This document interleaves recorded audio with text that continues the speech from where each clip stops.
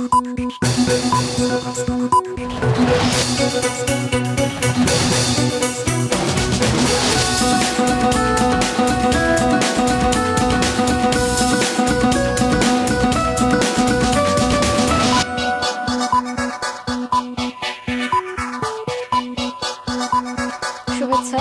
দুপুরের মাছরাঙা সংবাদে আপনাদের সঙ্গে আছেন ফারহানা পারভিন। শুরুতে জানিয়ে দিচ্ছি গার্ডিয়ান লাইফ ইন্স্যুরেন্স সংবাদ শিরোনাম।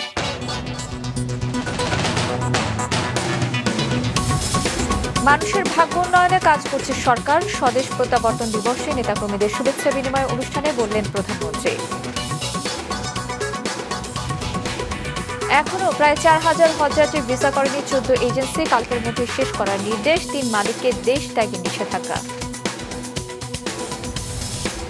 3 পার্বত্য জেলার সীমান্ত সড়কের নির্মাণ কাজ প্রায় শেষ। সম্প্রসারিত হবে দক্ষিণ পূর্ব এশিয়ার ব্যবসা বাণিজ্য, বাড়বে জীবনমান। এবার বিস্তারিত সংবাদ। আওয়ামী লীগ সভাপতি ও প্রধানমন্ত্রী শেখ হাসিনার 44তম স্বদেশ প্রত্যাবর্তন দিবস আজ। জাতির পিতা বঙ্গবন্ধু শেখ মুজিবুর রহমানকে সপরিবারে হত্যার পর 1981 সালের এই দিনে নির্বাসন জীবন শেষে বাংলার মাটিতে ফিরে আসেন তিনি। সকালে দিবসটি উপলক্ষে গণভবনের নেতাকর্মীরা প্রধানমন্ত্রীকে অভিনন্দন জানাতে গেলে তিনি বলেন, জনগণের কাছে সবচেয়ে গ্রহণযোগ্য দল আওয়ামী লীগ, যা ধরে রাখতে হবে। আরো জানাচ্ছেন আনোয়ার হোসেন। 1981 সালের 17 মে আকাশে তখন দ্রোহের আগুন। হারিয়ে ফেলা একজনকে ফিরে পাওয়ার অপেক্ষায় আনন্দে কাঁদছিল প্রকৃতি। কুর্মিটোলা আন্তর্জাতিক বিমানবন্দর থেকে শেরেবাংলা নগরের পথে ছিল মানুষের বাঁধ ভাঙা জোয়ার। জয় বাংলা, জয় বঙ্গবন্ধু। ঝড় বৃষ্টি আধার রাতে আমরা আছি তোমার সাথে, এমন স্লোগানে রাজপথ তখন মুখরিত। সামরিক শাসকের রক্তচক্ষু উপেক্ষা করে নির্বাসিত জীবনকে পিছে ফেলে বাংলার মাটিতে ফেরেন জাতির পিতার উত্তরাধিকারী। বিকেল তখন 4:30। শুভ্র বলাকা যখন বিমানবন্দরের মাটি স্পর্শ করে, বাঙালি যেন আরেকবার মিল খুঁজে পায় স্বাধীনতার পর বঙ্গবন্ধুর স্বদেশ প্রত্যাবর্তন আর তার রক্ত শেখ হাসিনার ফিরে আসার মধ্যে। দিবসটি উপলক্ষে সকালে গণভবনে দলের নেতারা প্রধানমন্ত্রীকে অভিনন্দন জানাতে গেলে তিনি 17 মে ফিরে আসার দিনের স্মৃতিচারণ করেন। লন্ডন থেকে মাহবুবুর রহমান সাহেব বোধহয় নাম ছিল, হ্যাঁ, উনি ফোন করলেন যে আপনাকে আওয়ামী লীগের প্রেসিডেন্ট নির্বাচিত করা হয়েছে। তো বললাম যে আমি তো আওয়ামী লীগের প্রেসিডেন্ট হতে চাইনি, আমাকে কেন করবে। আমি একটু রাগই করলাম ওনার সঙ্গে। আমি সিদ্ধান্ত নিলাম আসবো। যেদিন নামলাম প্রচন্ড ঝড় বৃষ্টি, প্লেন কোনো মতে ল্যান্ড করতে পেরেছে, কিন্তু হাজার হাজার মানুষ। আমি কিন্তু প্লেন থেকে কোনো সিঁড়ি দিয়ে নামতে পারিনি, এত মানুষের চাপ ছিল। তখন ট্রাকটা নিয়ে যাওয়া হয়, ওখানে ময়ের মতো লাগাই দেওয়া হয়, সেটার উপর দিয়ে আমি কোনো মতে ধরে আমাকে নামানো হয়। আমার মেয়ের পুতুল আমার সাথে ছিল। কিন্তু যখনই উঠলাম তারপরে মুষলধারে বৃষ্টি, কিন্তু সেই ঝড় বৃষ্টি মাথায় নিয়েই হাজার হাজার মানুষ সেখানে মানিক মে অ্যাভিনিউতে, সেখানে মিটিং প্রায় অন্ধকার হয়ে আসছে, সেখানেও বক্তব্য রাখলাম।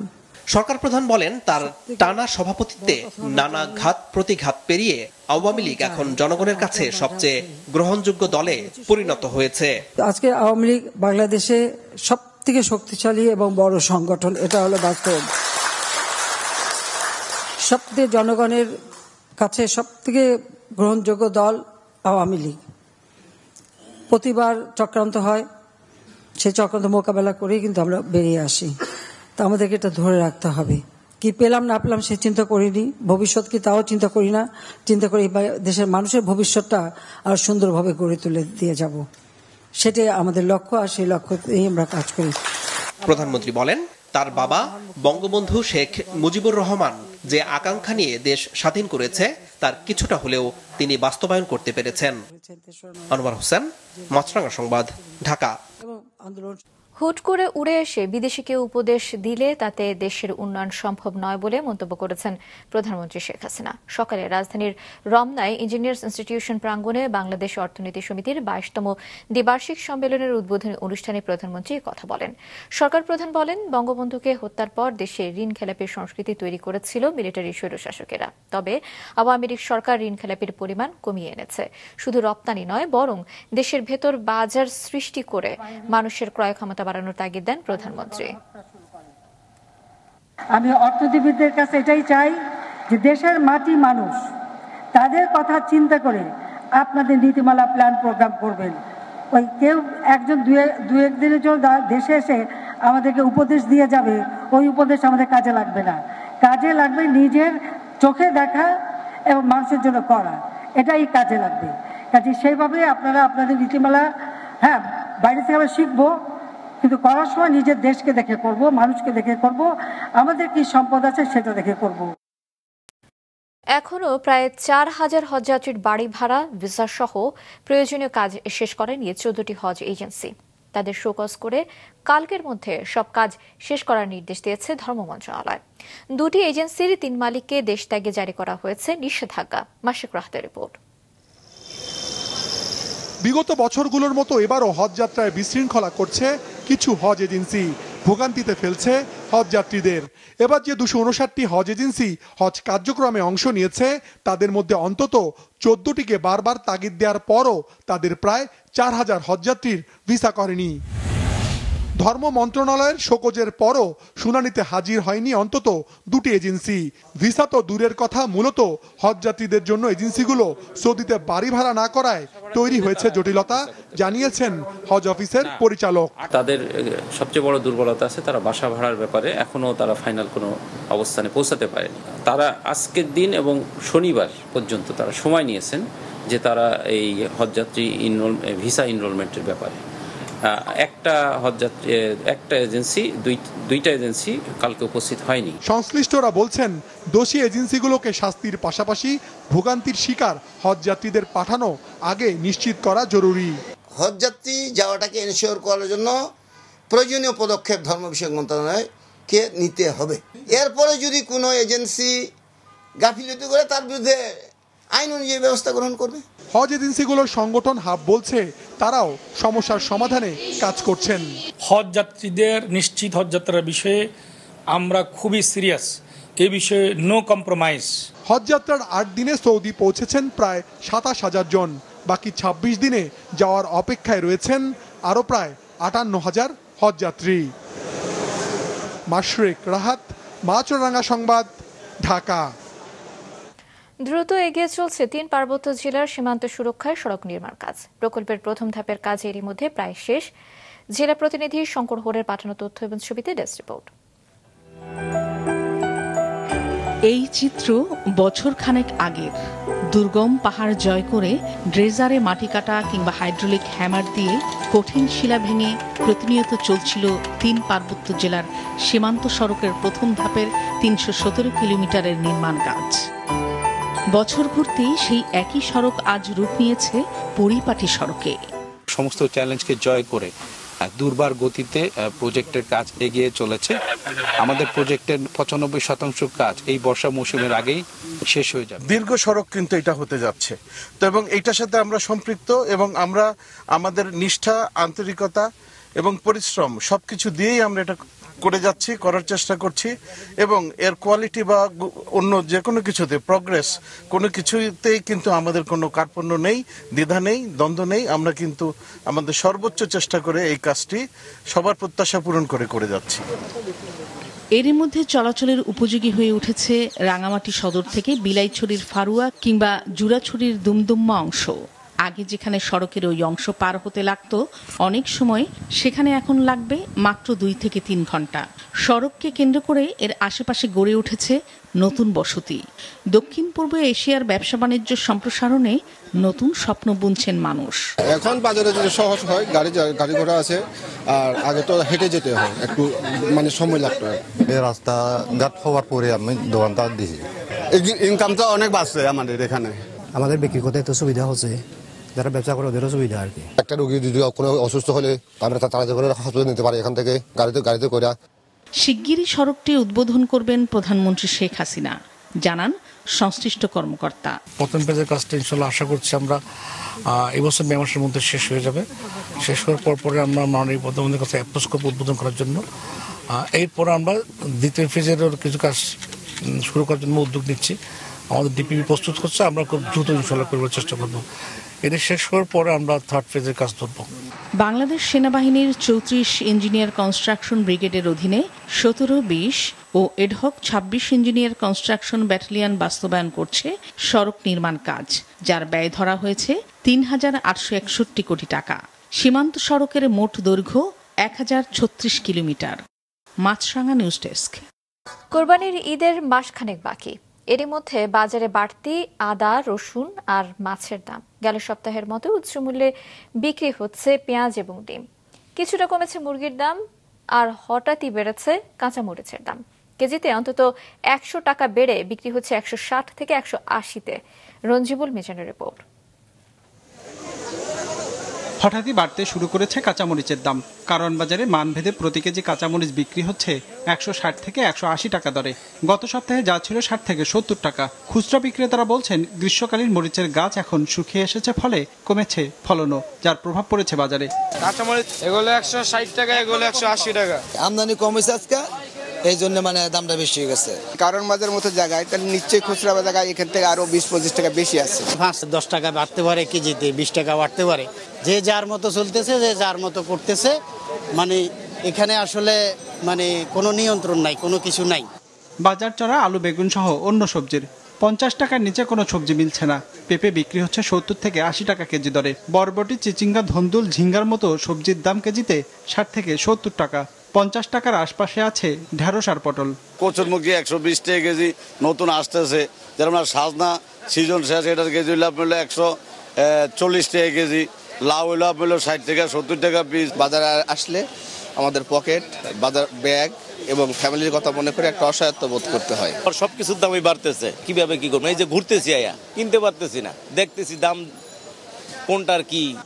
আলু প্রতি কেজি ৫০ থেকে ৫৫ টাকা। দিনের ব্যবধানে কেজিতে ২০ টাকা বেড়েছে আদায় আর রসুনে বাড়তি 10 টাকা। দেশি পেঁয়াজ বিক্রি হচ্ছে এক সপ্তাহ আগের দর ৭০ টাকা কেজিতে। ভারত থেকে কিছু পেঁয়াজ এলেও বাজারে দাম কমার কোনো লক্ষণ নেই। সব ধরা ছোঁয়ার বাইরে, গরিব মানুষ, মধ্যম শ্রেণী না খেয়ে মরবো। সিজন আনসিজন নাই, সব সিজনেই দাম বেশি। মানুষ অনেক অস্বস্তিতে আছে দ্রব্যমূল্য নিয়ে। কেজিতে ২০ থেকে ৩০ টাকা বেড়েছে সব ধরনের মাছে। প্রতি কেজি চাষের রুই আর কাতল বিক্রি হচ্ছে ৩০০ থেকে ৩৫০ টাকায়। নদীর রুই কাতলের দাম ৫০০ থেকে ৫৫০ টাকা কেজি। দেশি অন্যান্য মাছ সাধারণ ক্রেতাদের নাগালের বাইরে। পাঙ্গাস গত সপ্তাহে ১৮০ টাকা, ১৭০ টাকা বিক্রি হয়েছে। এই সপ্তাহে ১৯০, ২০০। বেশি মাছ কমাইলে দাম বেশি। এদিকে গত সপ্তাহের বাড়তি দর ১৪০ থেকে ১৫০ টাকা ডজনে বিক্রি হচ্ছে ডিম। ১০ থেকে ১৫ টাকা বেড়ে ব্রয়লারের কেজি উঠেছে ২২০ টাকায়। আর ৪০ থেকে ৫০ টাকা কমে সোনালী মুরগি বিক্রি হচ্ছে ৩৪০ থেকে ৩৫০ টাকা দরে। রঞ্জিবুল মিজান, মাছরাঙা সংবাদ, ঢাকা। মাত্র একজন চিকিৎসক দিয়ে চলছে নোয়াখালী জেনারেল হাসপাতালের আইসিইউ। ৯ জন নার্স থাকলেও ৩০ শয্যার ইউনিট চালানোর জন্য তা পর্যাপ্ত নয়। অন্যান্য পদও শূন্য, তাই এখন শুধু ৫ শয্যায় রোগী ভর্তি নেওয়া হচ্ছে। নোয়াখালী প্রতিনিধি মিজানুর রহমান রিয়াদের পাঠানো তথ্য এবং ছবিতে ডেস্ক রিপোর্ট। জেলার স্বাস্থ্যসেবার মান উন্নয়নে গেল বছরের ১৪ নভেম্বর ২৫০ শয্যা বিশিষ্ট নোয়াখালী জেনারেল হাসপাতালে চালু করা হয় ৩০ শয্যার আইসিইউ। কিন্তু শুরু থেকেই সেখানে রোগী সেবাদান, যন্ত্রপাতি পরিচালনা ও ব্যবস্থাপনায় নেই পর্যাপ্ত জনবল। এ পর্যন্ত ৮২ জন রোগীকে আইসিইউতে স্থানান্তর করা হলেও ৪০ জনই চিকিৎসাধীন অবস্থায় এবং বিভিন্ন জেলার হাসপাতালে স্থানান্তরের সময় মারা গেছেন। এ অবস্থায় বাধ্য হয়ে বর্তমানে ওই ইউনিটে শুধু ৫ শয্যায় রোগী ভর্তি নেওয়া হচ্ছে। এতেও কাটছে না সংকট। এখানে আমার সুপারিনটেন্ডেন্ট স্যার বলছেন, সিভিল সার্জন মহোদয় বলছেন, এমপি মহোদয় বলছেন যে এখানে আনসার দিবে। পুলিশেরও একটা আমাদের মতো ৬ ঘন্টা ডিউটি করবে আইসিইউ রুমে। তো আমরা অনেক সময় লোকাল নেতাদের চাপে পড়ি। আমাদের আইসিইউ রুমের কোনো কমান্ড মানে না তারা। আমরা যদি বলি একজন আসেন, ওনারা ৫ জন আসি এখানে নানান বিনান গ্যাদারিং করে এবং আমাদের আইসিইউটা জনবলের অভাবের কারণে দীর্ঘদিন বন্ধ হয়ে আছে। আমরা তো কাজ করার উদ্দেশ্যেই আসছি, আর আমরা চাই আমাদের ২৫০ শয্যায় এই আইসিইউটা ২০ বেড থেকে ১০ বেড থেকে ২০ বেডে উন্নতি হোক। অবশ্যই আমরা চাইবো আমার নিজ জেলার মানুষগুলো যেন অন্য কোথাও দৌড়াদৌড়ি না করতে হয়, সাফারিংস না করতে হয়। সেই জন্য আমরা মানসিকভাবে প্রস্তুত। আমরা ১০ বেড, ১৫ বেড, ২০ বেড যখনই যা বল আমরা চালাতে পারবো, যদি আমাদের জনবলটা একটু বাড়িয়ে দেওয়া হয়। সমস্যা সমাধানে ঊর্ধ্বতন কর্তৃপক্ষকে চিঠি দেওয়া হয়েছে, বলেন হাসপাতাল কর্তৃপক্ষ। এখন শুরু করার পরে আমরা যেটা দেখলাম যে আসলে জনবল কিন্তু আমাদের আরও লাগবে। আইসিইউতে আমরা যেভাবে ভাবছিলাম রোগী ভর্তি হবে, আসলে চাহিদা আরও বেশি। আমাদের এখানে টোটাল হলো আইসিইউর জন্য 10 বেড, এইচডির জন্য 20 বেড, তো 30 বেড মোট। আমরা মাত্র 10 শয্যা শুরু করেছি। যদি জনবল আমরা লোকবল পাই, আমরা টোটাল 30 বেডে আমরা শুরু করতে পারবো। ইনস্ট্রুমেন্টগুলিও কম ছিল, কিন্তু আমরা ইনস্ট্রুমেন্টের ব্যাপারে আলহামদুলিল্লাহ আমাদের পর্যাপ্ত ইনস্ট্রুমেন্ট আছে। তো আমরা এখন যেটা চাচ্ছি, নোয়াখালীতে জনবল আমরা যদি আমরা প্রকল্প থেকে হোক বা রাজস্ব থেকে হোক, যদি একটু পর্যাপ্ত জনবল আমরা পাই, আল্লাহ চাইতে আমরা আইসিইউটাকে একটা কোয়ালিটি সম্পন্ন সেবা দিতে পারবো। বর্তমানে একজন চিকিৎসক, 9 জন নার্স ও 5 জন কর্মচারী দিয়ে চলছে হাসপাতালের আইসিইউ। মাছরাঙা নিউজ ডেস্ক। দেশের সব বিভাগের উপর দিয়ে বয়ে যাচ্ছে মৃদু থেকে মাঝারি ধরনের তাপপ্রবাহ। তা অন্তত 2 দিনে অব্যাহত থাকতে পারে বলে জানিয়েছে আবহাওয়া অধিদপ্তর। জলীয় বাষ্পের আধিক্যের কারণে গরম অনুভূত হচ্ছে আরও বেশি। ডেস্ক রিপোর্টে দেখুন বিস্তারিত। এপ্রিল মাস জুড়ে ছিল দেশের ইতিহাসে টানা তাপপ্রবাহ। এরপর বৃষ্টি কিছুটা স্বস্তি দিলেও আবার শুরু হয়েছে গরমের দাপট। দেশের সব বিভাগ জুড়ে চলছে তাপপ্রবাহ। গেল 24 ঘন্টায় দেশের সর্বোচ্চ তাপমাত্রা রেকর্ড করা হয় পাবনার ঈশ্বরদীতে 39.5 ডিগ্রি সেলসিয়াস। রংপুর বিভাগের অধিকাংশ জেলায় 39 ডিগ্রির উপরে। বাতাসে আপেক্ষিক আর্দ্রতা 82% উপরে হওয়ায় অস্বস্তি হচ্ছে বেশি। আমরা আশা করছি যে রাজধানীতে 19 তারিখ কিংবা 20 তারিখের দিকে বৃষ্টি হওয়ার সম্ভাবনা রয়েছে। বৃষ্টি হলে এই যে তাপপ্রবাহ সেটি অনেকটা প্রশমিত হতে পারে এবং মানুষের মধ্যে সাময়িকভাবে একটা স্বস্তিকর অবস্থা ফিরে আসতে পারে। তাপপ্রবাহের কারণে চরম বিপাকে খেটে খাওয়া মানুষ একটু কাজ করতে হাঁপিয়ে উঠছেন তারা। কিছুক্ষণ পর পর জিরিয়ে নিতে হচ্ছে। ঠিকমতো কাজ করতে না পারায় কমে গেছে আয় রোজগার। মানে গরমে টিকাই মুশকিল। আল্লাহ যে কোনো রকম আমার টিকে নিয়ে আসে, এটা আল্লাহর কাছে লাখ লাখ শুকরিয়া। এই গরমে তো আমরা থাকাই পারি না। গরমে জ্বালাই মানে করে দেয়, মনে পানির নামা থাকা পারে আর বোধহয় ভালো হয়। এইরকম গরম থাকা যাচ্ছে না। প্রয়োজন ছাড়া দিনের বেলায় রাস্তায় বের হচ্ছে না কেউই। চলতি পথে গাছের ছায়ায় আশ্রয় নিচ্ছেন পথচারীরা। অনেকে ভিড় করছেন শরবতের দোকানগুলোতে। সেই পূর্বের সেই তাপদাহ এবং তাপমাত্রা আস্তে আস্তে বাড়তে শুরু করেছে। তো কাজের খাতিরে আমাদের তো বাইরে বের হতে হয়, কিন্তু কি করবো, আমাদের তো কোনো উপায় নেই। আমাদের তো কাজ করতে হবে এবং সংসার চালাতে হবে। আমরা যারা মাঠে ময়দানে কাজ করি, আমরা বাসা থেকে বেশি একটা বের হতে পারতেছি না প্রচন্ড গরমের কারণে। হাসপাতালগুলোতে আবারও বাড়তে শুরু করেছে হিট স্ট্রোক ও ডায়রিয়া সহ নানা গরমজনিত রোগে আক্রান্তের সংখ্যা, যাদের অধিকাংশই শিশু ও বৃদ্ধ। আমার মেয়ের ডায়রিয়া, সদর হাসপাতালে নিয়ে আসছি। এখানে প্রচুর গরম, তুমি জ্বর হাতে মনে করেন যে পাতলা পায়খানা। এই তাপপ্রবাহ অব্যাহত থাকতে পারে আরও 2 দিন জানিয়েছে আবহাওয়া অফিস। তবে 2-1টি এলাকায় আগামী 2 দিন বৃষ্টির সম্ভাবনাও রয়েছে। হাসান মেহেদি, মাছরাঙা নিউজ ডেস্ক। কুমিল্লার 14 গ্রামের সড়ক দুর্ঘটনায় নিহত হয়েছেন 5 জন, আহত আরও বেশ কয়েকজন। ভোরে ঢাকা চট্টগ্রাম মহাসড়কের জেলার 14 গ্রামের নানকরা এলাকায় নিয়ন্ত্রণ হারায় ঢাকা থেকে কক্সবাজারগামী রিল্যাক্স পরিবহনের যাত্রীবাহী বাস। এই সময় বাসটি খাদে পড়ে গেলে ঘটনাস্থলে নিহত হন 5 জন। খবর পেয়ে দ্রুত ঘটনাস্থলে পৌঁছান ফায়ার সার্ভিস কর্মীরা। আহতদের দ্রুত উদ্ধার করে 14 গ্রাম উপজেলা স্বাস্থ্য কমপ্লেক্সে পাঠানো হয়। নিহতদের 4 জন কক্সবাজারের টেকনাফ, চট্টগ্রামের বাঁশখালী, নোয়াখালীর চাটখিল এবং লক্ষ্মীপুরের বাসিন্দা। একজনের পরিচয় পাওয়া যায়নি। রাজধানীর বাসাবোর মায়াকারণ এলাকায় নির্মাণাধীন ভবনের মাচা ভেঙে নিচে পড়ে মারা গেছেন 2 শ্রমিক। একজনের অবস্থা গুরুতর। সকালে সবুজবাগ থানাধীন এলাকায় এই ঘটনা ঘটে। নিহত 2 জনের নাম আলতাফুল এবং অন্তর, আর আহত ব্যক্তির নাম মফিজুল। প্রত্যক্ষদর্শীরা জানিয়েছেন সকাল 10টার দিকে ভবনটির পাশে তৈরি টিনের মাচার ওপর দাঁড়িয়ে কাজ করছিলেন 3 শ্রমিক। হঠাৎ মাচা ভেঙে পড়ে যান তারা। পরে তাদের উদ্ধার করে মুগদা মেডিকেলে পাঠানো হলে 2 জনকে মৃত ঘোষণা করেন চিকিৎসক। আহত আরেকজনের অবস্থা আশঙ্কাজনক হওয়ায় তাকে ঢাকা মেডিকেল কলেজ হাসপাতালের আইসিইউতে চিকিৎসা দেওয়া হচ্ছে। এখানে আমরা যদি অবহেলাজনিত এবং যথাযথ নিরাপত্তা প্রোটোকল না মেনে এই কাজটি করা হয়ে থাকে, যেটি আমরা মনে করছি হয়তো হয়েছে, তাছাড়া এই ধরনের একটি দুর্ঘটনা সংঘটিত হওয়ার সুযোগ ছিল না, সেক্ষেত্রে আমাদের আইনগত ব্যবস্থা প্রক্রিয়াধীন। আমরা যথাযথ আইনগত ব্যবস্থা গ্রহণ করব। বরিশালে অনুষ্ঠিত হয়েছে এসএসসি 87 ব্যাচের ঈদ পুনর্মিলনী। সকালে জেলা শিল্পকলা একাডেমি চত্বরে গাছের চারা রোপণ করে অনুষ্ঠানের উদ্বোধন করা হয়।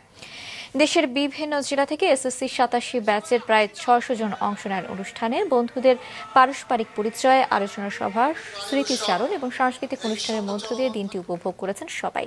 আগামীতে বন্ধুত্ব ধরে রাখার প্রত্যাশা তাদের।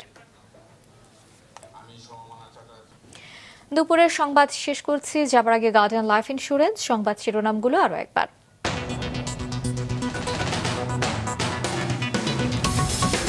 মানুষের ভাগ্যোন্নয়নে কাজ করছে সরকার। স্বদেশ প্রত্যাবর্তন দিবসে নেতাকর্মীদের শুভেচ্ছা বিনিময় অনুষ্ঠানে বললেন প্রধানমন্ত্রী।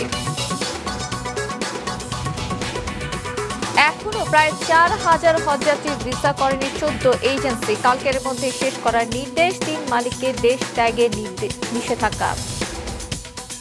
3 পার্বত্য জেলার সীমান্ত সড়কের নির্মাণ কাজ প্রায় শেষ। সম্প্রসারিত হবে দক্ষিণ পূর্ব এশিয়ার ব্যবসা বাণিজ্য, বাড়বে জীবনমান। এছাড়া এখনকার মতো ফেসবুকে আপডেট পেতে ভিজিট করুন মাছরাঙ্গা টেলিভিশনের পেজে। ইউটিউব চ্যানেলেও দেখতে পারেন আমাদের সংবাদ প্রতিবেদন এবং অনুষ্ঠান। আমাদের পরবর্তী সংবাদ বিকেল 5টায় দেখার আমন্ত্রণ।